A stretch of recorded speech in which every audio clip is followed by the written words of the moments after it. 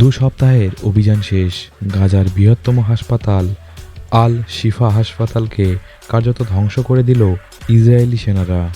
ভারতের অরুণাচল প্রদেশের ওপর নিজেদের অধিকার দর্শাতে প্রকৃত নিয়ন্ত্রণ রেখা বরাবর রাজ্যটির ৩০টি জায়গার নাম বদলে চীনা নাম রাখল বেজিং। এই ঘটনা অবশ্য নতুন নয়।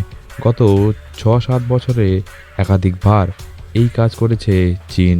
হাতে গোনা একটা হাসপাতাল চালু রয়েছে গাজা ভূখণ্ডে। তার মধ্যে আল শিফা ছিল অন্যতম একটি হাসপাতাল। গত ২ সপ্তাহ ধরে হাসপাতালটিকে দখল করে রেখেছিল ইসরায়েলি সেনাবাহিনী আইডিএফ। দামাস্কাসে ইরানি কনসুলেটে ইসরায়েলের এয়ার স্ট্রাইকের হামলা, এর ফলে নিহত হয়েছে ১১ জন। তোশাখানা মামলায় আপাতত স্বস্তি ইমরান খান ও তার স্ত্রী বুশরা বিবির। পাকিস্তানের বিশেষ আদালত তাদের ১৪ বছরের কারাবাসের নির্দেশ দিয়েছিল। সোমবারই ইসলামাবাদ হাইকোর্ট সেই সাজার ওপর স্থগিতাদেশ জারি করেছে। পাকিস্তানে দুর্ভাগ্যজনক একটি ঘটনা। বোনকে খাটের মধ্যে ফেলে এমনভাবে খুন করল দাদা, বসে বসে দেখল গোটা দৃশ্যটি তার নিজেরই বাবা। মঙ্গলবার ভোররাতে উত্তর জাপানের ইওয়াতে এবং আওমোরি প্রিফেকচারে ভয়াবহ ভূমিকম্প। রিক্টার স্কেলে ভূমিকম্পের মাত্রা ছিল ৬.১।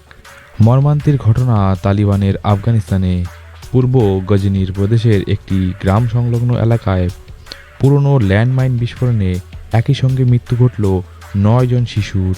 মুদ্রাস্ফীতির দাপটে কাবু কাঙাল পাকিস্তান। পেট্রোলের দাম পৌঁছল ২৯০ টাকায়। চরম বিপাকে সাধারণ মানুষ। সাম্প্রতি কিছুদিন আগে আওয়ামী লীগের নেত্রী শেখ হাসিনা বাংলাদেশের প্রধানমন্ত্রী হয়েছে। ভোটের পরই বিএনপির নেতারা ভারতের পণ্য বর্জনের জিগির তুলেছে।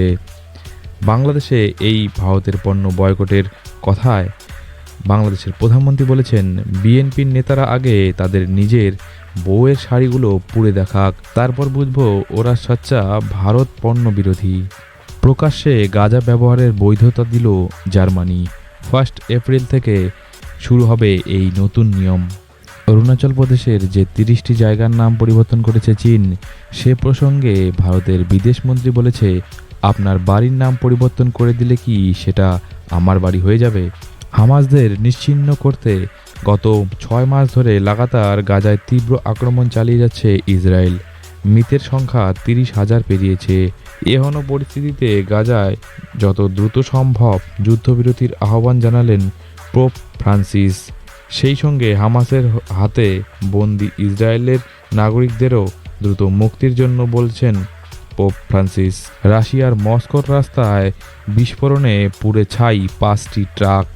ট্রেনে করে পেঁয়াজ এলো ভারত থেকে। ঈদের মুখে বাংলাদেশের লোকজনের মুখে হাসি। ঈদের বাজার সামাল দিতে ভারত থেকে রাতারাতি পৌঁছল বাংলাদেশে পেঁয়াজ এবং আলু। বিএনপির মুখে কলু। আর অপেক্ষা নয়, এবার কাতার থেকে পরিচালিত মধ্যপ্রাচ্যের জনপ্রিয় খবরের চ্যানেল আল জাজিরা পুরোপুরি বন্ধ করতে চলেছে ইসরায়েল। হামাসের নাম মুছে ফেলতে গত ৬ মাস ধরে গাজায় তীব্র আক্রমণ চালাচ্ছে ইসরায়েল। এরই মধ্যে ইসরায়েলি ফৌজের জালে হামাসের প্রধানের বোন ধরা পড়ে গেল। মাত্র কয়েকদিন আগেই বালোচ হামলায় কেঁপে উঠেছিল গদর বন্দর। এবার সেই গদরেই অজ্ঞাত পরিচয়ে জঙ্গিদের হাতে নিহত হলেন পাকিস্তানের ২ সেনা। মার্কিন প্রেসিডেন্টের প্লেনে হলো চুরি।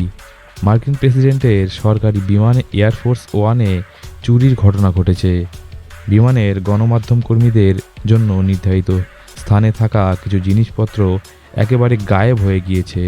রাশিয়ার রাজধানী মস্কোর ক্রোকাস সিটি হলে সন্ত্রাসী হামলাসহ রাশিয়ায় সাম্প্রতিক সন্ত্রাসবাদী কার্যকলাপে ইউক্রেনের জড়িত থাকার প্রমাণ পাওয়া গিয়েছে বলে রুশ তদন্তকারীরা দাবি করেছে।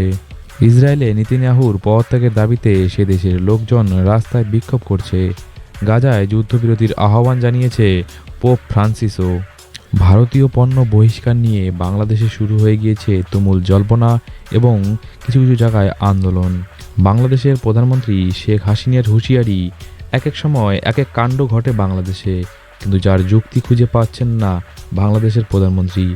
যে ভারত বাংলাদেশকে স্বাধীনতা পেতে সাহায্য করল, যে ভারত বাংলাদেশের উন্নয়নে সব রকম হাত বাড়িয়ে দিয়েছে, সেই ভারতের বিভিন্ন দ্রব্য উৎপাদিত পণ্য বাজেয়াপ্ত করার ডাক দিয়েছে কিছু শক্তি এবং তাকে সাহায্য করছে বাংলাদেশের বিরোধী দল বিএনপি। এতে অর্থনৈতিক পরিস্থিতি খারাপ হতে পারে বলে আশঙ্কা করেছেন বাংলাদেশের প্রধানমন্ত্রী।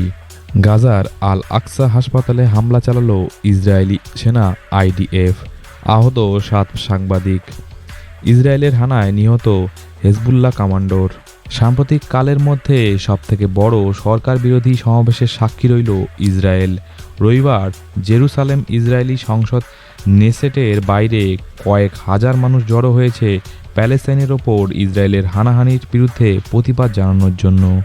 পান্নুন খুনের চেষ্টার তদন্তে সব রকম সহযোগিতা করেছে ভারত, এমনটাই জানালেন ভারতে নিযুক্ত মার্কিন রাষ্ট্রদূত এরিক গারসেটি। একটি সাক্ষাৎকারে তিনি জানান, খালিস্তানি নেতাকে খুনের পরিকল্পনা তদন্তে বারবার আমেরিকার সঙ্গে সহযোগিতা করেছে ভারত সরকার।